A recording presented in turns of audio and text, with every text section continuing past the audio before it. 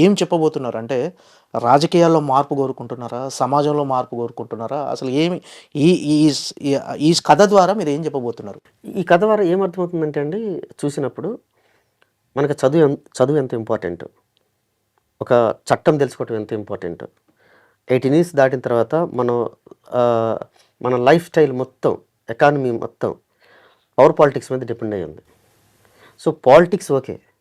కానీ power politics కోసం వేసే కుట్రలు వీటి వల్ల సొసైటీ గనక ఇబ్బంది పడే పరిస్థితి ఉంటే, అది ప్రతి ఒక్క కామన్ మ్యాన్ మీద పడుతుంది.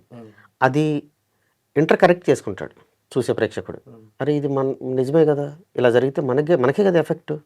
వాళ్ళు ఏమైపోయా వాళ్ళ కుట్రలో వాళ్ళు ఏమైనా ఉన్నాయి. పవర్ మారింది అంటే ఆ ఎఫెక్ట్ మన మీద కదా పడేది. ప్లస్ అవ్వచ్చు, మైనస్ అవ్వచ్చు. మన మీద కదా పడేది. అలాంటి జాగ్రత్తలు తీసుకోవాలి కదా ఒక నాయకుడిని చూజ్ చేసుకునేటప్పుడు. సో, ఈ ఇన్ డెప్త్ పాయింట్ ఉంటుందండి. అంటే ఇలాంటి సినిమాలు రిలీజ్ అయిన తర్వాత కొన్ని వివాదాలు కూడా వచ్చే అవకాశం ఉంది. సో, మీరు చేసే ఏదైతే మీరు తీసుకున్న పాయింట్ ఏదైతే ఉందో, అది కొన్ని వివాదాలకు, విమర్శలకు గూడా మీరు విమర్శలకు గాని, వివాదాలకు రెడీగా ఉన్నారా? నేను రెడీగా ఉన్నాను. యాహ్!